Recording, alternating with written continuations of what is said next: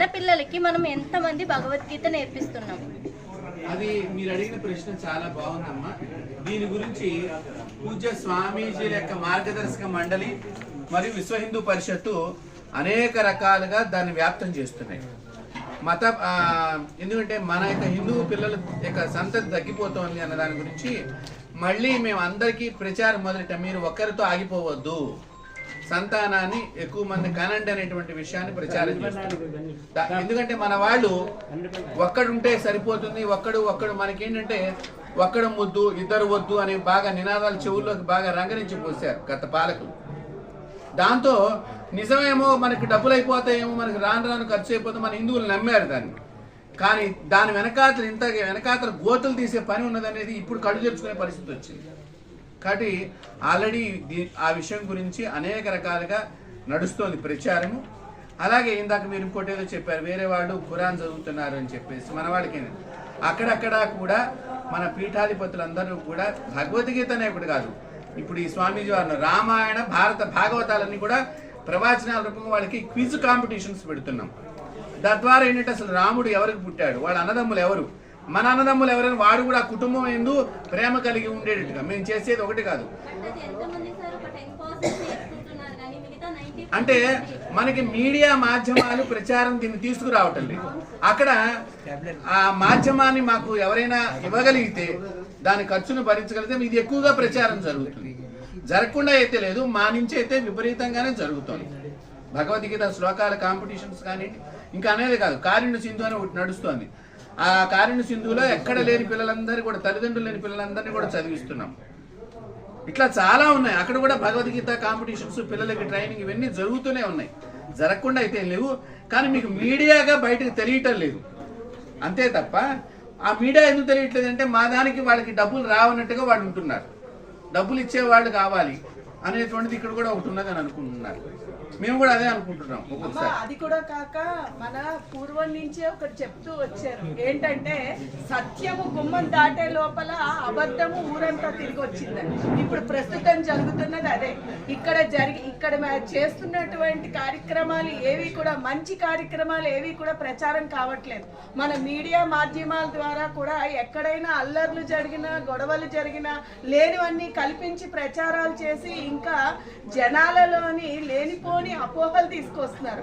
చేసేటువంటి మంచిని మీరు బాగా ప్రచారం చెయ్యండి. మీ మీడియా సపోర్ట్ ఇస్తే ఖచ్చితంగా నేను చేసేటువంటి కార్యక్రమాలన్నీ మన స్వామీజీలు, పీఠాధిపతులతో పాటు విశ్వ హిందూ పరిషత్, RSS వాళ్ళు ఎన్నో కార్యక్రమాలు చేస్తున్నారు. వీటిని మీరు ఎక్స్పోజ్ చేయండి. ఇప్పుడు కేవలం మీడియా వల్లే ప్రతిదీ ఎక్స్పోజ్ అవుతుంది. ఇది ఎక్స్పోజ్ చేయండి, ఖచ్చితంగా అందరూ కూడా నేర్చుకుంటారు. అలాగే ఎలాగైతే మీరు ఇప్పుడు ఒక ప్రశ్న వేశారు, చాలా మంచి ప్రశ్న, ఏంటది ఖురాను అది అంటే అక్కడ వాళ్ళ మతాలలోని ఇంట్లోని ప్రతి స్త్రీ పురుష అంటే తల్లిదండ్రులు ఖచ్చితంగా వాళ్ళని ఖండిస్తున్నారు, మీరు ఇది చెయ్యాలి అని ఆర్డర్ వేస్తున్నారు. మన హైందవ ధర్మంలోని ప్రతి స్త్రీ, ప్రతి పురుషుడు అంటే ప్రతి తల్లి, ప్రతి తండ్రి వాళ్ళు ఎలాగైతే ఖచ్చితంగా అది చెయ్యాలి అని చెప్తున్నారో ఆ రకంగా ఎప్పుడైతే ఖండితంగా చెప్తారో మన పిల్లలందరూ కూడా అది నేర్చుకుంటారు. మేము ఎంత ప్రయత్నాలు చేసినా బయట చేసే ప్రయత్నాలు ఒకటి సరిపో. ప్రతి తల్లిదండ్రులు కూడా నడుము కట్టాలి. అది దయచేసి అర్థం చేసుకోండి. అది కాకుండా మీరు మీ పార్టీలో ఉన్న గొప్ప విషయాలు చెప్పి మీరు ఓట్లు అడగండి, తప్పులేదు. మీ పార్టీ దేశానికి ఏం చేస్తుంది, ప్రజలకు ఏం చేస్తుంది అది చెప్పి మీరు ప్రచారం చేసుకుని ఓట్లు అడగండి. కానీ ఇప్పుడు ఇది పూజ్య సంతులు స్వామీజీలకు సంబంధించిన విషయంగా ఏంటి అంటే వారు పూజించే దేవుడికి సంబంధించిన ఏదైనా కార్యక్రమం జరిగితే దాన్ని ఉద్దేశం పెట్టుకుని ఎందుకు దూషణగా, అవమానంగా మాట్లాడాలి? అది మాట్లాడకపోతే వారికి ఆ రోజు కడుపు నిండదా? అది ఇక్కడ మేము బీజేపీకి ఓటేయండి అని ఇక్కడ చెప్పటం లేదు. ఒకటి మీరు అడగండి, మీరు అడగండి. మీరు మిమ్మల్ని పిలిచినప్పుడు మీరు అడుగుతారు, తప్పులేదు. దానికి మిమ్మల్ని మేమేమి ఇచ్చేట్ల. కానీ మీకు ఉద్దేశం మేము ఏ పార్టీకి కాదు, అది ఏ పార్టీ వాళ్ళైనా సరే మా ధర్మాన్ని కించపరచవద్దు, మా ధర్మం గురించి చెడుగా మాట్లాడవద్దు. ఇప్పుడు మనొకళ్ళు పెద్దగానే మాట్లాడారు, నేను దేవుణ్ణి పూజ చేస్తున్నాను, నేను దేవుడు, నాకు మనసులో దేవుడు ఉన్నాడు, ఇంట్లో దేవుడు ఉండాలి అని చెప్పారు. మరి ఆ ఇంట్లో ఉండే దేవుడు గురించి నువ్వు బయట పబ్లిక్ అందరి ముందర వ్యతిరేకంగా మాట్లాడటం ఎంతవరకు సమంజసం? మీరు ప్రశ్నించాలి వాళ్ళకి. అదే ఇప్పుడు మేము కూడా మీకు అదే చెప్తాం. మీరు కూడా ఆ ప్రశ్న గురించి మిమ్మల్ని పిలిచింది. ఇలా వాళ్ళందరూ అడుగుతున్నారని మా ఉద్దేశాన్ని మీరు వాళ్ళకి తెలియజేస్తారని మిమ్మల్ని మేము పిలిచి గౌరవించేది. అది మీరు తెలుసుకోవాలి.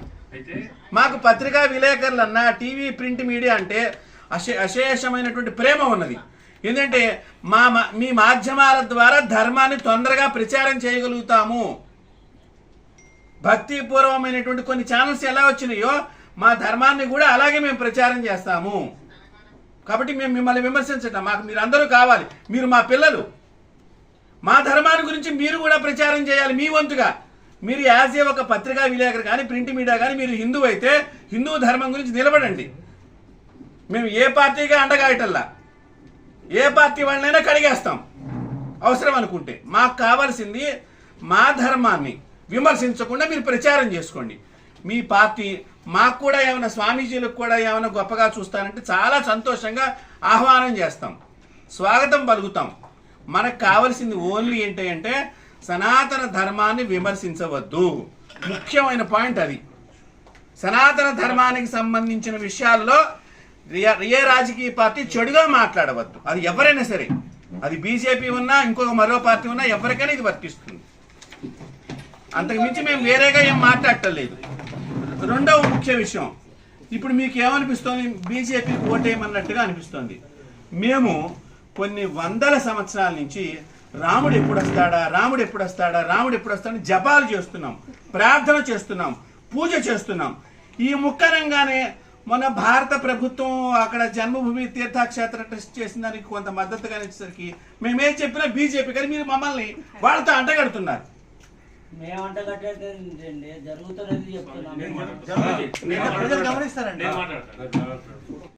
వాళ్ళు రామ జన్మభూమికి రాలేదు, పశ్చిమ బెంగాల్లో ఉన్నటువంటి మమతా బెనర్జీ వాళ్ళు రాలేదు, కమ్యూనిస్టులు రాలేదు, ఎంఐఎం రాలేదు, ఒకే ఒక పార్టీ భారతీయ జనతా పార్టీ వచ్చింది. అందరికి కూడా ఆహ్వానం పలికినాం. కాబట్టి ఇది మీరు గమనించాలి. హిందుత్వం కోసం పనిచేసేటటువంటి ఏ రాజకీయ పార్టీ అయినా, అది శివసేన మాకు మద్దతు ఇచ్చింది గతంలో, మేము కూడా జై శ్రీరామ్ అని వాళ్ళ ఎజెండాలు పలికిండ్రు. ఈ రోజు మాకు వాళ్ళు కాంగ్రెస్ తో అంటే హిందుత్వాన్ని విరోధంగా పలుకుతా ఉన్నారు కాబట్టి దూరమైనాం. ఈ రోజు ఎవరు వచ్చినా కూడా మేము స్వాగతిస్తాం. ఇంతే. ఇంకా ఇంకెవరన్నా ఉంటే అడగండి. మాకు మద్దతు ఇచ్చేటటువంటి పార్టీల ఎజెండాలో భారతీయ జనతా పార్టీ వాళ్ళ ఎజెండాలో పెట్టుకున్నారండి. అయోధ్యలో మేము గెలిస్తే గుడి కడతామని చెప్పేసి ఆ రోజు మరి ఎవరు అడగలేదు రిపోర్టర్స్, మీరు ఎందుకు కడతారని చెప్పేసి. అవును, మా పార్టీ హిందుత్వం కట్టుబడి ఉందని చెప్పేసి వాళ్ళు చెప్పిండ్రు. సుస్పష్టం, ఇందులో ఎటువంటి అనుమానం లేదు. వీళ్ళ ఇక్కడ సనాతన ధర్మాన్ని ఏదైతే మైనారిటీస్ ఉన్నాయో వాళ్ళకి దేశంలో ఉన్నటువంటి సంపదనే మొత్తం వాళ్ళు దాని మీద అధికారం వాళ్ళకే ఉంటుంది. బాధంగా వాళ్ళు చెప్తున్నాడండి. ఈరోజు హిందువులు మేల్కొనాలి. ఈరోజు కేసీఆర్ గారు 2014 ప్రభుత్వాన్ని ఏర్పాటు చేయడానికి హిందువులు త్యాగం చేశారు. హిందువులు మన ధర్మాన్ని రోడ్డుకి ఈడ్చుకెళ్ళారు. వాళ్ళ యొక్క బలిదానాల వల్లనే తెలంగాణ ఏర్పడ్డది. కానీ మొన్న భువనగిరిలో ఏం చెప్పిండు ఆయన కేసీఆర్? దేవుడి వల్ల, ధర్మం వల్ల కాలేదు, రాముడి వల్ల కాలేదు, మీరు అక్షంతలు పంచినందువల్ల, భోజనాలు చేసినందువల్ల, పుర్యాలో పెట్టినందువల్ల కాలేదు. అరే పిచ్చి కేసీఆర్, నువ్వు రాజ్యసభలో యాగం చేయలేదా? నువ్వు రాజ్యాంగ భోజనం చేయలేదా? 2 సార్లు నువ్వు సీఎం కాలేదా? ఏ దేవుడి వల్ల అయినా నువ్వు ఆ దేవుడిని కించపరుస్తూ భువనగిరిలో అదే ప్లాట్ఫామ్ లో అదే వేదిక మీద హిందువులను కించపరుస్తూ ఆ దుర్మార్గులైనటువంటి దేశానికి, ధర్మానికి ఎవరైతే దూరం ఉన్నారో, విద్రోహంగా ఉన్నారో, బాంబులు వేస్తున్నారో, హిందువులను కించపరుస్తున్నారో అట్లాంటి వాళ్ళు అల్లా యొక్క కృప వల్లనే తెలంగాణ పడిందంటరా. అంటే వందలాది మంది ఎవరైతే ప్రాణాలను పనిచేస్తుందో వాళ్ళంతా ఏమైంది? ఇది హిందువులు మేల్కోవాలి, హిందువులు ఆలోచించాలి, తగిన బుద్ధి వీళ్ళకి చెప్పాల్సిందే. ఇంకా దీని తర్వాత వేరే లేదు మీకు.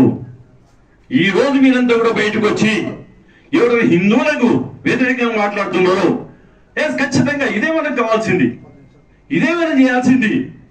మన దగ్గర ఉన్న ఓటాకు, ఆ ఓటాకు ద్వారానే మన యొక్క మానవ ధర్మాన్ని, మన పరాన్ని మనం రక్షించుకోవాలి.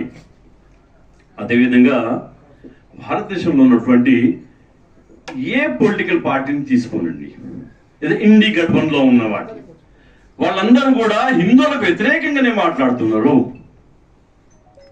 ములాయం సింగ్ యాదవ్ యొక్క సఫా పార్టీ తీసుకోండి, ఆర్జేడీ పార్టీ తీసుకోనండి, మమతా బెనర్జీ తీసుకోండి, అందరూ కూడా వ్యతిరేకంగా వాళ్ళు బాహటంగా మాట్లాడుతున్నప్పుడు నీకెందుకయ్యా? నీ ధర్మాన్ని కాపాడుకోమని వాళ్ళు చెప్తున్నది, నిన్ను అక్కర్లేదని చెప్తున్నది. రోహింగాలు, బంగ్లాదేశీలు ఇల్లీగల్ వచ్చిన వాళ్ళకే మేము సంసాధనాలు పెడతామని చెప్తున్నది. నిస్సగ్గుగా నిర్లక్ష్యంగా చెప్తున్నప్పుడు నువ్వు ధర్మాన్ని కాపాడుకోవడానికి నీకేం వచ్చింది? కాబట్టి ఈరోజు బాహటంగా మా స్వామిజీలందరూ బయటకు వచ్చి చెప్తున్నది ఏంటంటే, మీరంతా కూడా హిందూ ధర్మాన్ని, సనాతన ధర్మాన్ని కాపాడుకోవాల్సిందే. ఇంకొక విషయాన్ని గమనించండి, ఉత్తర భారతదేశంలో కోట్లాది హిందువులు, కోట్లాది సనాతనీయులు హిందూ ధర్మానికి వ్యతిరేకంగా పనిచేస్తున్న వ్యతిరేకంగా వచ్చి బాహటంగా సనాతన ధర్మాన్ని వాళ్ళు ఈరోజు నిలబడుతున్నారు. అదే కాదు, వాళ్ళ కార్యకర్తలు లక్షలాది మంది కార్యకర్తలు కూడా వాళ్ళని కాదని చెప్పి బయటకు వచ్చి హిందూ ధర్మం, సనాతన ధర్మం కోసం నిలబడరు ఈరోజు. అదే కాదు, కొన్ని వందల మంది వాళ్ళ యొక్క ఆఫీస్ బేరర్స్ అంటాం కదా, ఏ పార్టీ అయినా కానివ్వండి, సభా పార్టీ కానివ్వండి, బసపా కానివ్వండి, ఆర్జేడీ కానివ్వండి, కాంగ్రెస్ లో ఉన్నటువంటి హేమీలు రోజు టీవీలలో కూర్చొని ఎదుటి వాళ్ళు తిట్టే వాళ్ళు ఈ రోజంతా కూడా సనాతన ధర్మం గురించి చేస్తున్నారు. కాబట్టి ఇక్కడది మన 2 రాష్ట్రాల్లోనూ కూడా ఆలోచించుకోవాలి. మీరంతా కూడా బయటికి వెళ్ళి 13 నాడు కనుక ధర్మాన్ని, దేశం కోసం, సనాతన ధర్మం కోసం కనుక మీరు నిలబడతారు, పొద్దున మీరంతా కూడా నిశ్చింతంగా ఉంటారు. కానీ లేకపోతే కాంగ్రెస్ కానీ, టిఆర్ఎస్ కానీ, బీఆర్ఎస్ కానీ వేస్తే మన గతి రజాకర్ జవాన్లో విధంగా ఏందో, నిజాం జవాన్లు ఏందో అదే విధంగా. కాబట్టి తస్మాత్ జాగ్రత్త, మీరంతా 13 నాడు మేలుకోవాల్సిందే. ఖచ్చితంగా సనాతన ధర్మానికి ఎవరు కాపాడుతారో వాళ్ళకే ఓటేయాల్సి, అది మేము బాహటంగా చెప్తున్నాం. మేము దీంట్లో దాపరికం లేదు, స్వామీజీలంతా చెప్తున్నారు. నేను పాకిస్తాన్ లో లేదా బంగ్లాదేశ్ లో ఒక మసీద్ కట్టుకోవాలంటే న్యాయస్థానాల చుట్టూ తిరగాల్సిన అవసరం ఉంటుందా? మరి దౌర్భాగ్యం ఏంటి? ఈ దేశంలో ఇంత మెజారిటీగా ఉన్నటువంటి ధర్మము, మెజారిటీ యొక్క సమాజము తన గుళ్ళు తను రక్షించుకోవాలంటే ఈ కోర్టులు, చట్టాల చుట్టూ తిరగాల్సినటువంటి దౌర్భాగ్యం ఉంది. మరి ఏ రాజకీయ పార్టీలైనా వాళ్ళ పార్టీలో వాళ్ళు ఏం చేస్తారు, అవతల పార్టీ వాడు ఏం చేయలేదు, అది విమర్శించుకోండి, మేము తప్పుపట్టము. కానీ ఇక్కడ ఉన్నటువంటి విశ్వాసాల మీద, ఈ ధర్మం పైన, ఈ సమాజం పైన విచ్చలవిడిగా మాట్లాడితే విశ్వ హిందూ పరిషత్ ఊరుకోదు. విశ్వ హిందూ పరిషత్ అంటేనే విశ్వంలో ఉన్నటువంటి హిందువులకందరికీ ప్రాతినిధ్యం వహించేటటువంటి సంస్థ. ఈ సంస్థ ప్రారంభించింది పూజ్య స్వామీజీలు, మఠాధిపతుల మార్గదర్శనంలో ప్రారంభమైంది. కాబట్టి విశ్వ హిందూ పరిషత్ యొక్క శక్తి, యుక్తులన్నీ కూడా 1990లో, 92లో ఈ దేశం కాదు ప్రపంచమే తవి చూసింది. ఇప్పుడు కూడా ఇంత శక్తి ఈ విధంగా జరుగుతున్నా కూడా ప్రపంచం యావత్తు కూడా హిందూ సమాజం వెనకాల కూడా ఒక సంస్థ ఉన్నది.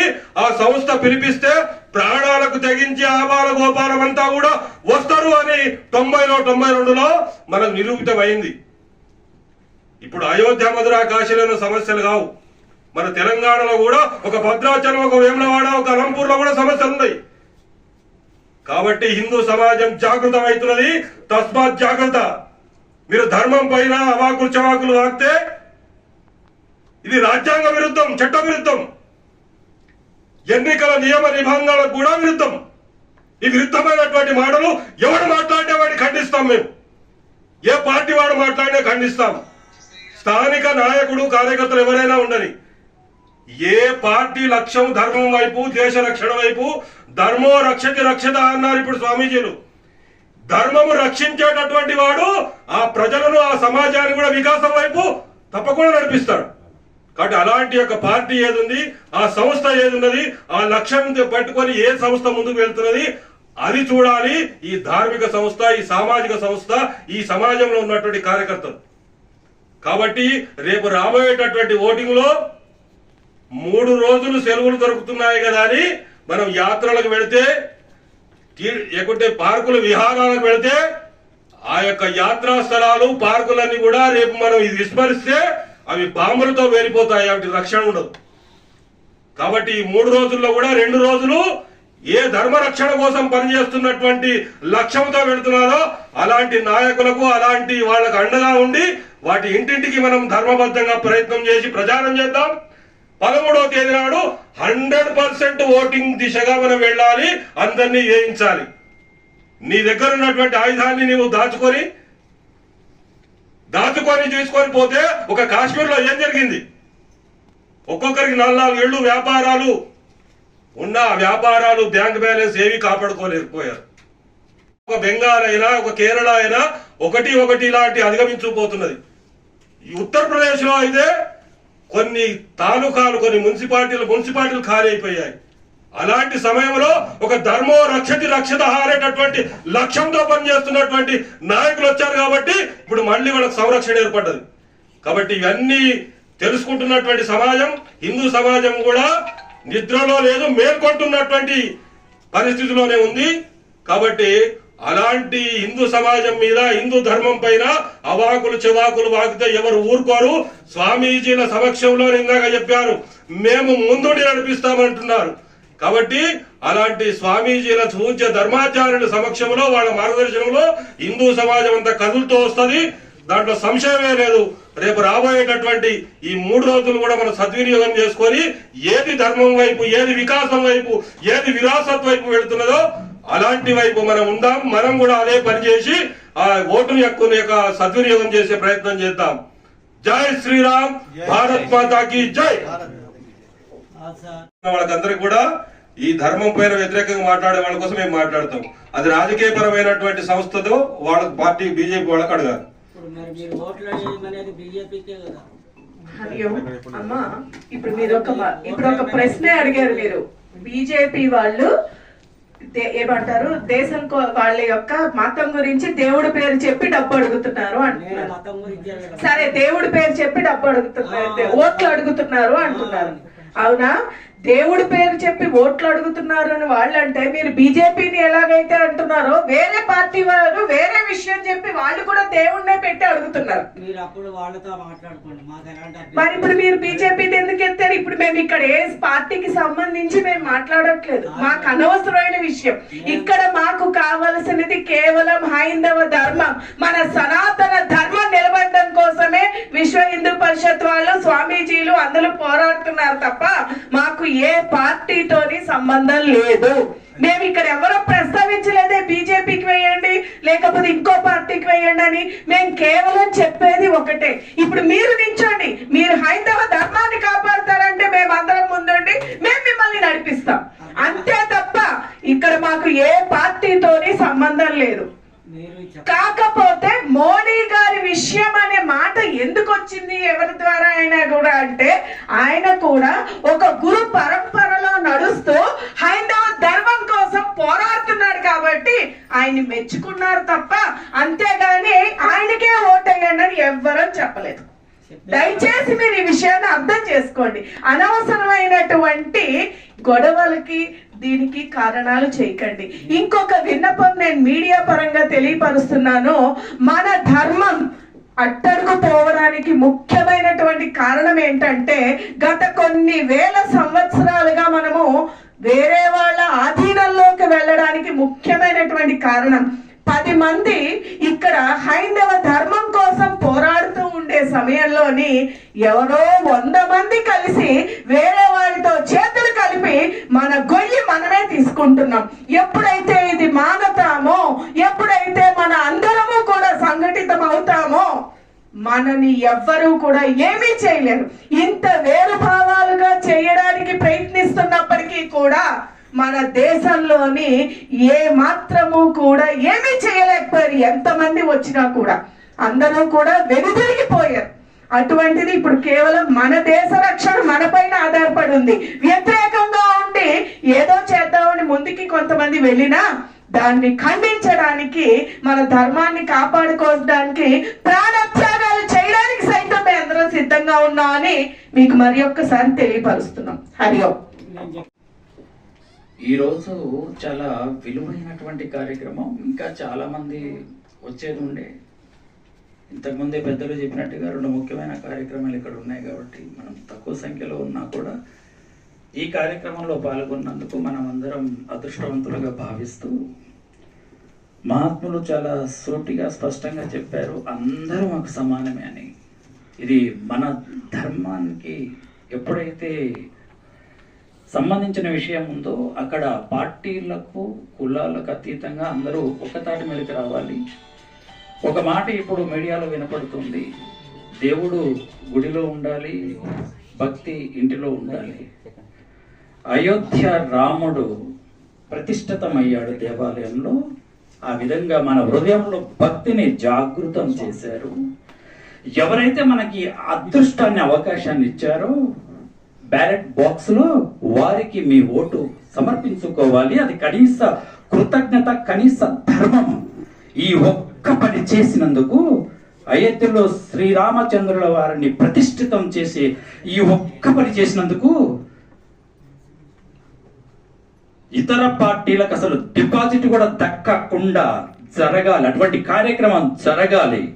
సనాతన ధర్మ పరులైన హిందువులు విశాల హృదయంతో ఆలోచించి, ఏ ప్రభుత్వం ఉంటే మతాలకు కులాలకు అతీతంగా ప్రతి ఒక్కరూ శాంతితో సమన్వయంతో ప్రశాంతంగా జీవిస్తారో అటువంటి ప్రభుత్వాన్ని, ఏ ప్రభుత్వం అయోధ్యలో శ్రీరామచంద్రుని ప్రతిష్ఠింపజేసిందో, ఏ ప్రభుత్వం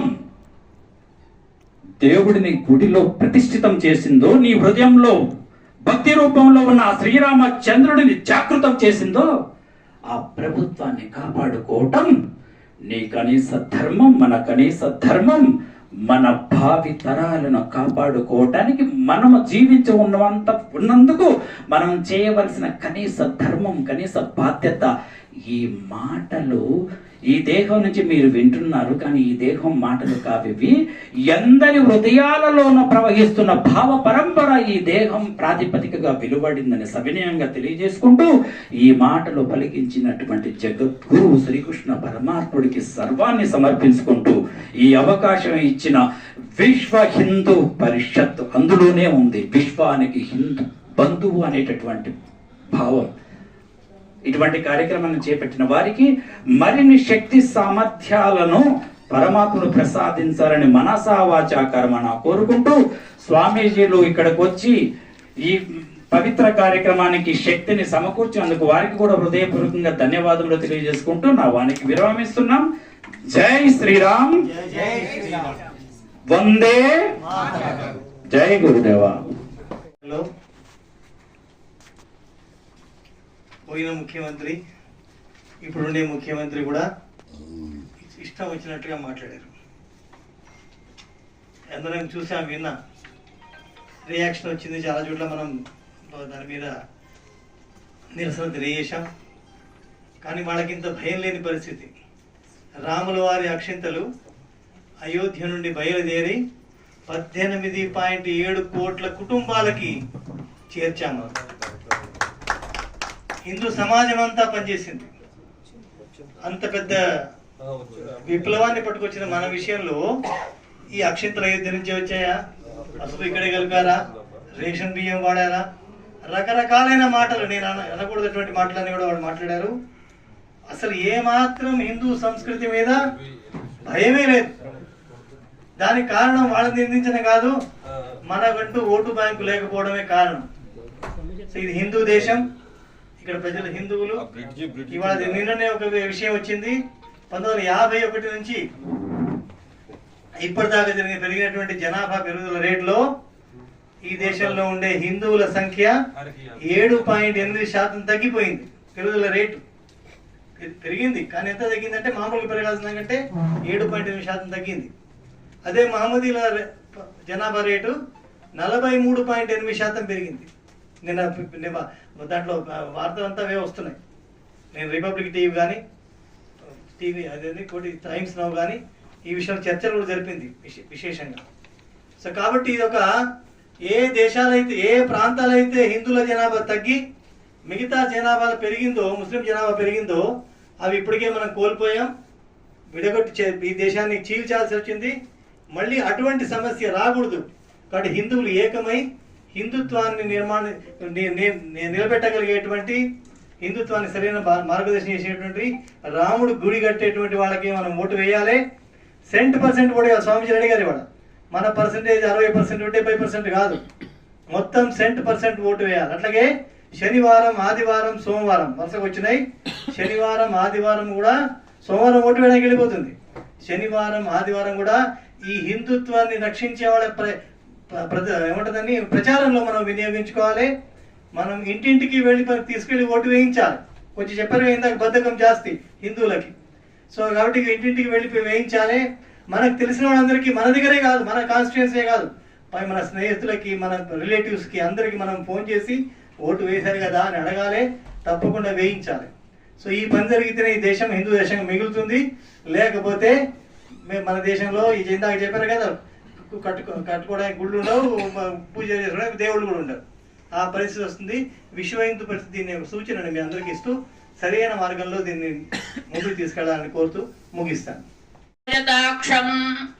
రామం నిశాధర వినాశకరం నమామి. వేదికను అలంకరించిన స్వామీజీలందరికీ పాదాభివందనం చేస్తూ, విశ్వ హిందూ పరిషత్తు ప్రాంత అధ్యక్షులు, ప్రాంత కార్యదర్శి, నా ముందు కూర్చున్నటువంటి పెద్దలు అందరికీ ఒకసారి జై శ్రీరామ్. రాముడు ఈ దేశానికి ఆత్మ, రాముడు ఈ దేశానికి దేశం యొక్క సంస్కృతి. రామో విగ్రహవాన్ ధర్మ సాధు సత్య పరాక్రమ అంటుంది శాస్త్రం. కాబట్టి అటువంటి పరాక్రమవంతుడు, సాధువు, సత్యశీలుడు అయిన రాముణ్ణి ఎవరైనా విమర్శించినట్టయితే ఇక్కడ ఉన్న కూర్చున్న వాళ్ళ స్వామిகள் ఎవరు ఊరుకోరు. ఖబర్దార్ రాజకీయ నాయకులారా, మీ యొక్క సిద్ధాంతాన్ని కానీ మీ పార్టీ యొక్క చేసిన పనులని ప్రజల ముందు తెప్పి ఓట్లను అడగండి. కానీ సనాతన ధర్మాన్ని విమర్శించొద్దు.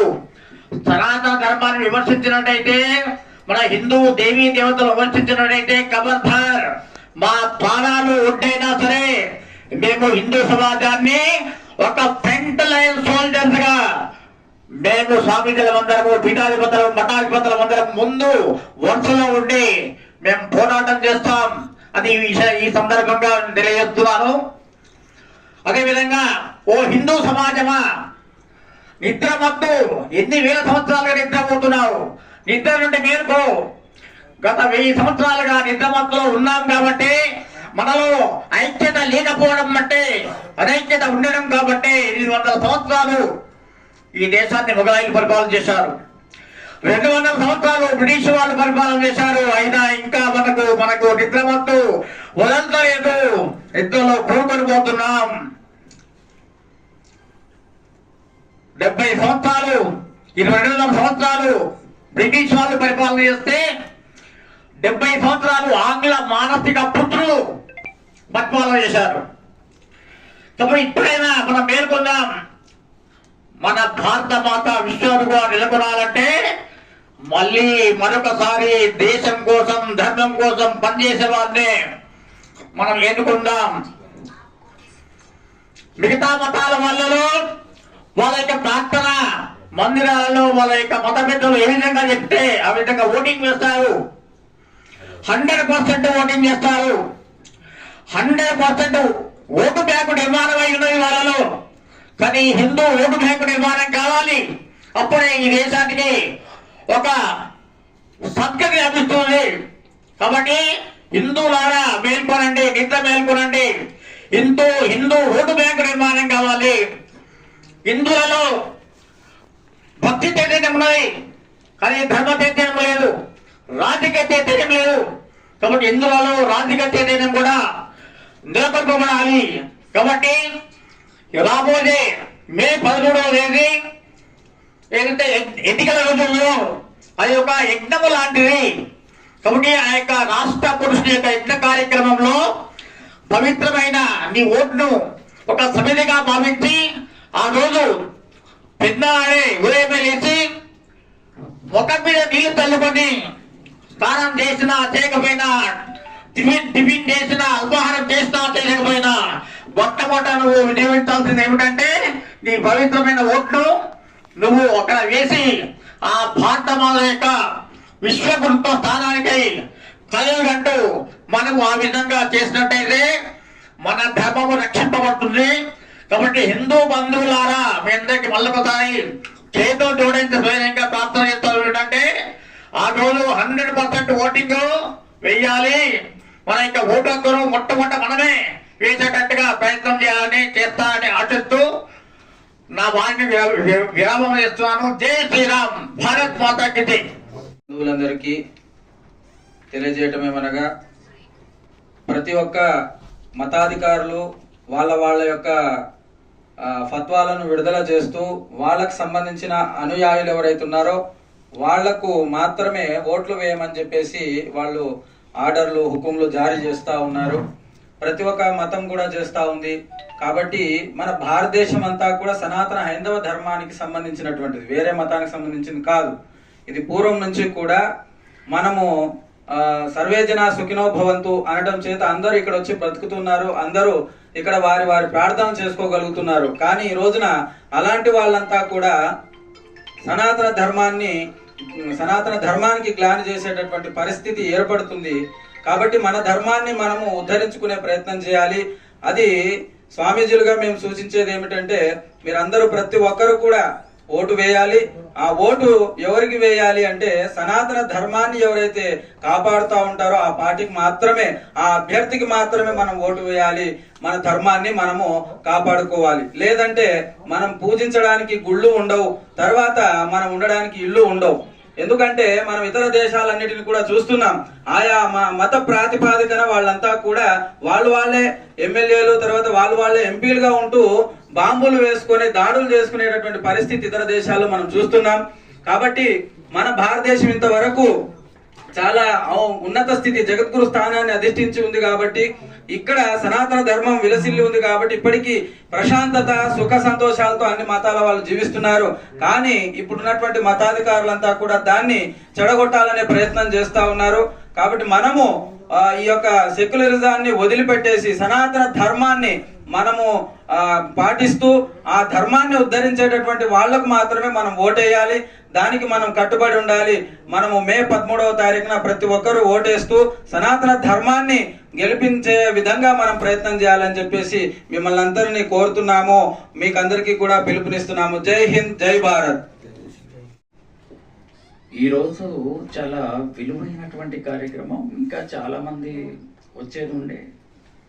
ఇంతకుముందే పెద్దలు చెప్పినట్టుగా 2 ముఖ్యమైన కార్యక్రమాలు ఇక్కడ ఉన్నాయి. కాబట్టి మనం తక్కువ సంఖ్యలో ఉన్నా కూడా ఈ కార్యక్రమంలో పాల్గొన్నందుకు మనం అందరం అదృష్టవంతులుగా భావిస్తూ, మహాత్ములు చాలా సూటిగా స్పష్టంగా చెప్పారు, అందరూ మాకు సమానమే అని.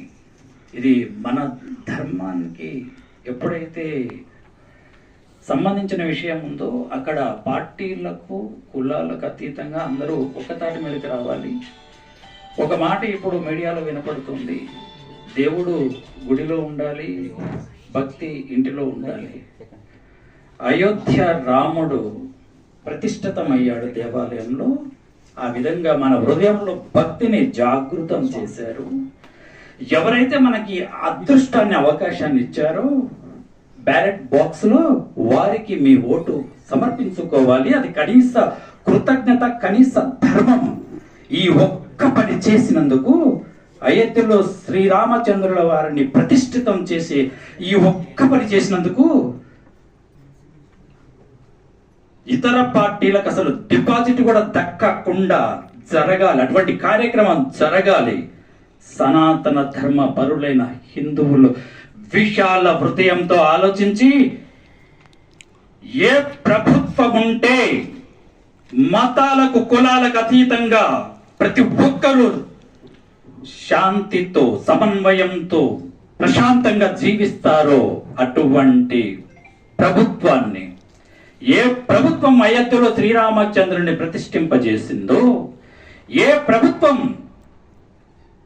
దేవుడిని గుడిలో ప్రతిష్ఠితం చేసిందో, నీ హృదయంలో భక్తి రూపంలో ఉన్న ఆ శ్రీరామచంద్రుడిని జాగృతం చేసిందో, ఆ ప్రభుత్వాన్ని కాపాడుకోవటం నీ కనీస ధర్మం, మన కనీస ధర్మం.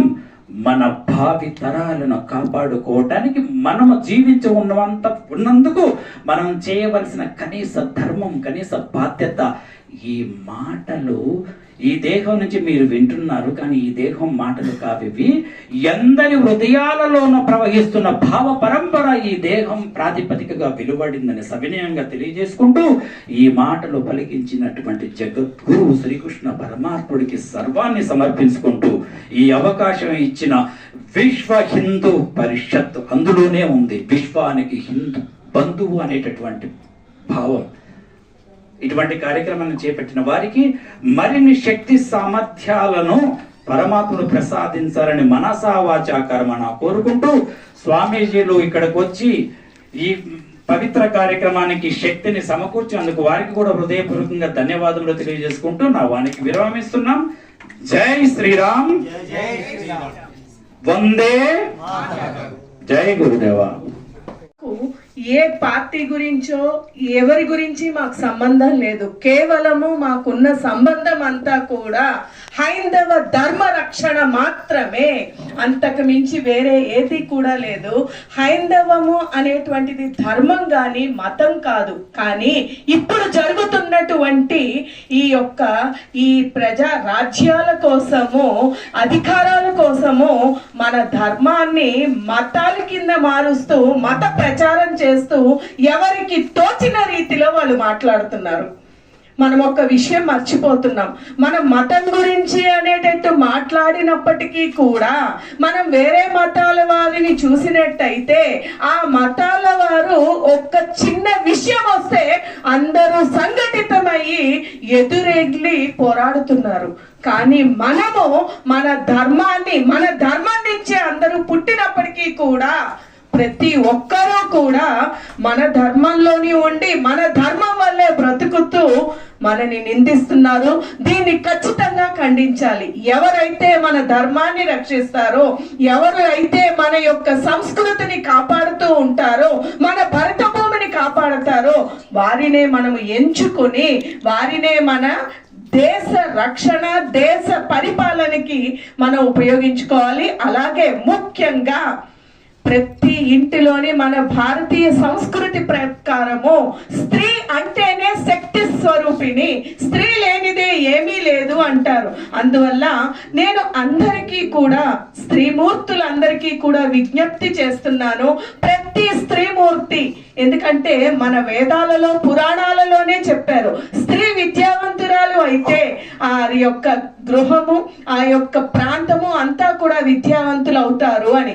అందుకని ప్రతి స్త్రీ కూడా ముందుకు వచ్చి వారికి ధర్మ రక్షణ గురించి పిల్లలకి, వారి కుటుంబ సభ్యులకి, అందరికీ చెప్పి మన యొక్క సనాతన ధర్మం గురించి పిల్లలకి సంపూర్ణంగా తెలియపరిచి మన దేశాన్ని మనం రక్షించుకోవడానికి మనం ఎంచుకోవాల్సినటువంటి వారిని, సరి అయిన వారిని ఎంచుకోవడం కోసము 13వ తారీఖున ప్రతి ఒక్కరూ కూడా, ప్రతి గృహిణి కూడా వారి ఇంటి వారిని అందరినీ కూడా ప్రేరేపించి సరి అయినటువంటి వారిని ఎంచుకొని వారి యొక్క ఓటు హక్కును ఉపయోగించుకొని మన దేశ రక్షణని, మన యొక్క దేశాన్ని, మన ధర్మాన్ని కాపాడడానికి అందరూ కూడా నడుం కట్టాలి అని కోరుకుంటూ హరి ఓం తత్సత్. రక్షిస్తుంది. అందుకోసమే భగవద్గీతలో శ్లోకం చెప్పారు. మరి యథా యథా హి ధర్మస్య గ్లానిర్భవతి భారత అభ్యుద్ధారవ ధర్మస్య తథాత్మానం సృజామ్యహం. ధర్మం ఎప్పుడైతే గాడి తప్పుతుందో తప్పకుండా స్వామీజీలు వస్తారు. అందులో ధర్మ సందేహం లేదు. ధర్మాన్ని నిలపడానికి, ధర్మాన్ని ప్రచారం చేయడానికి మరి తప్పకుండా స్వామీజీలు ఈశ్వరూపంలో వస్తారు, యతీశ్వరుల అంటారు. కాబట్టి మనమందరం కూడా సనాతన సాంప్రదాయంలో మనకు రాముడు అనేకటువంటి విషయాలు మనకు తెలియజేశాడు. మరి రామాయణం మొత్తం కూడా మనం ప్రచారం లో భాగంగా మరి మొన్నటి రోజు భవ్య రామ మందిర నిర్మాణం జరిగింది. 500 సంవత్సరాల తర్వాత నా రామచంద్ర స్వామి వారి యొక్క బాల రామచంద్ర స్వామి వారి యొక్క ప్రతిష్ట జరగడం, మరి కోట్లాది కోట్లటువంటి ఈ జనాలందరూ కూడా శుభ సంతోషాలతో ఆత్మీయతో అనురాగంతో జరుపుకున్నటువంటి పండగ మరి రామ ప్రతిష్ట ప్రాణ ప్రతిష్ట. మరి ఈ యొక్క కార్యక్రమం చేసినటువంటి ధర్మాచారులు ఎవరైతే ధర్మానికి నిలబెడతారో, ధర్మానికి ఎవరైతే రక్షిస్తారో వారికి ఏం చెప్పబడింది ధర్మశాస్త్రం అంటే వారికి అండగా నిలబడమని చెప్పింది ధర్మం. మరి అందుకోసమే యతీశ్వరులు కానీ పెద్దలు కానీ మనం అందరం కూడా ఇందాక స్వామివారు చెప్పారు. మరి రేపటి రోజు 13వ తారీఖు నాడు మరి అత్యంత పరమపవిత్రమైనటువంటి ఒక పండుగ రోజు అని స్వామివారు సెలవిచ్చారు. చాలా సంతోషం. మన దగ్గర ఆయుధం ఉంది, ప్రతి వారి దగ్గర కూడా ఒక ఆయుధం ఉంటుంది. అంతర్భవిష్యత్ సర్వం వ్యాప్తం నారాయణ స్థిత అన్నారే. మరి నీలో ఒక శక్తి ఉంది, ఆ శక్తిని ఎప్పుడు ప్రయోగిస్తావు? మరి 13వ తారీఖు నాడు నీ యొక్క శక్తిని ధర్మ ప్రచారానికి నీ యొక్క శక్తిని ప్రసాదించాలి. నీ యొక్క మనసు ఏదైతే ఉంటుందో రామ రామ రామ రామ అనేటువంటి శబ్దంతో నీ ధర్మ కార్యక్రమానికి మీరందరూ కూడా తప్పకుండా ధర్మ ప్రచారం చేసి మన ధర్మాన్ని రక్షించాలని చెబుతూ, మరి మనం కూడా మన వంతు బాధ్యత మన భారతదేశంలో ఉన్న మన సంస్కృతిని, మన సాంప్రదాయాలను, మన కట్టుబాట్లను, మన ఆచార వ్యవహారాల ఎవరైతే మన ఆచార వ్యవహారాలను నిందిస్తూ ఉంటారో వారికి చెప్పకపోవడం కూడా మనది అధర్మం. వారిని శిక్షించాలి తప్పకుండా. దుష్ట శిక్షణ శిష్ట రక్షణ చేయాల్సిందే. కాబట్టి మనం ఎప్పుడైతే ఆ ధర్మానికి ఎవరైతే వ్యతిరేకంగా మాట్లాడతారో వారిని ఖండిస్తున్నటువంటి మొట్టమొదటి విశ్వ హిందూ పరిషత్ వారందరికీ కూడా నా ప్రత్యేకమైనటువంటి ధన్యవాదాలు. మరి అదేవిధంగా మాతలందరికీ కూడా, ఇక్కడ వచ్చినటువంటి మాతాజీ కూడా నా యొక్క శుభాభినందనలు తెలుపుతూ, మరి రేపటి రోజు ధర్మపరులైనటువంటి వారికి మీరు ఓటు వేసి ధర్మాన్ని పరిరక్షించాలని చెబుతూ నా యొక్క వారికి విరామాన్ని ఇస్తున్నాను. స్వస్తి. నారాయణ నారాయణ. జై శ్రీరామ్, జై శ్రీరామ్. భారత్ మాతా కీ, భారత్ మాతా కీ.